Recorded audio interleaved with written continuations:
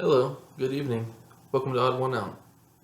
Will be the third video of this channel so far, and I'm actually excited about this topic this evening for a couple different reasons. First and foremost, my wife, who will be appearing on this show, she is going to be the channel's publisher, and she had provided a list of topics to discuss. And one of the topics that she wrote down, I think, is such a big issue for both the left and the right. Both sides seem to care about it on totally different sides of the spectrum, of course, not surprisingly. But that issue is trans rights, and really, for today's topic especially, trans in sports. So, I'll first break it down by starting with how important it is to the right. Okay, because people mostly think that the left are the only ones that seem to care about trans issues, and they even, especially people from the right, will accuse the left of pushing trans issues down their throats, especially with sports. You just happen to watch the boxer, Amon Khalif, the female boxer from Algeria, in the Olympics. And first of all, she won, but she had received so much controversy. People had thought that she had a DNA test that came out to be that she was a male, that she had XY chromosomes. So when that story first broke, that, I think, alerted a lot of people, including myself. Oh shoot, this sounds like it's a man. It sounds like Amon Khalif is a man. And then you actually dig into the research as it came the next day. A bunch of sources came out clarifying, oh, wait a minute, this whole DNA test that was done at the World Boxing Federation, I forget what it was. It's a Russian source. That's the source of information. By the way, this Russian source, a state-run media by Russia, who had their own undefeated boxer as a conflict of interest. And surely Russia would not be dishonest, right? Putin has to be the most honest man, right? Okay. So the only source that had claimed that Amon Khalif had XY chromosomes was Russian. So I think that is a pretty staunch sign that maybe that's a very questionable source, and it's likely not true. There's no other source. Amon Khalif had actually competed in the Olympics prior, and the one prior. And of course, there was no story about it. So, and the country that she's born, where she was born, where she's from, it's illegal to be trans. You can't make this up. Come on. Can't make this up. That's something I often say about MAGA. Totally unserious. The things that we discuss, you cannot make this up, okay? So, a really interesting stat, too, going along with all this, is that my wife had also found this one, that this is from the NCAA president, that there are 510,000 NCAA athletes, over just slightly over 500,000. There are less than 10 trans athletes in the NCAA. I won't even attempt to break that down to see what kind of a fraction of a fraction of a fraction that is. I think that you, the viewer, really probably can comprehend that yourself. So I lay all this out to say that the reality is that there are so few trans people. They're not really... Do you ever come across trans people? Specifically trans athletes? Have you ever played a sport with or against a trans athlete? Let's be serious, okay? So it's such a rare occurrence. Here's where I'm going to take a step back, because I like to have common sense. What I deem is common sense. There is a clear advantage from a male to female trans in, say, boxing, which is not the case for Amon Khalif.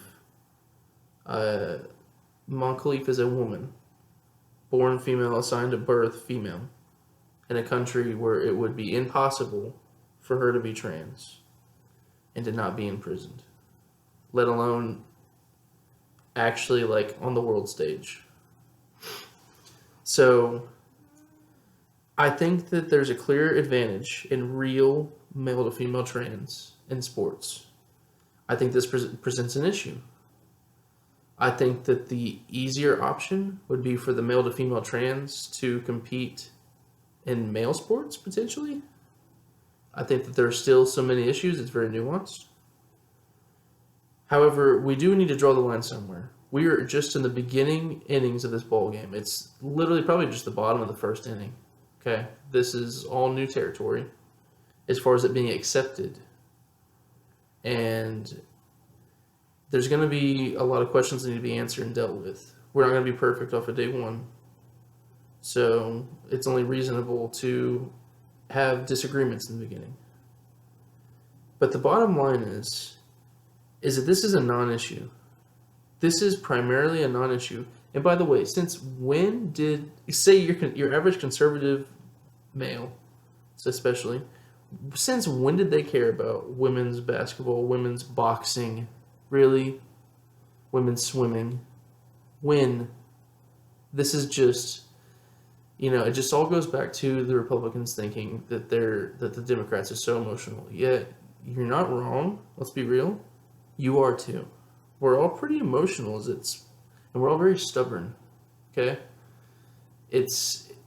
You had the most successful political ad of all time by statistics, by research show that Kamala is for they, them.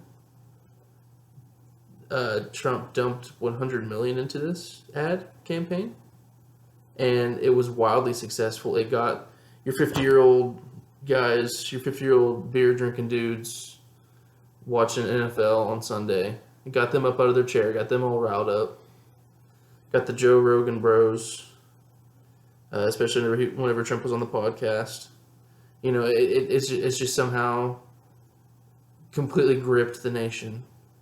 That in 2019, when that quote from that commercial of Kamala saying that she was for, trans inmates having surgeries, that was in 2019, as the law was under Trump, and she was just saying we would respect the law, and that you have a whopping 2 inmates that have received this treatment. It's somehow blown up to be such a massive issue, when we have so many other issues across the board. Gun violence, plenty of stats. We will have plenty of stats and plenty of coverage on that. I'm a firm believer of the Second Amendment.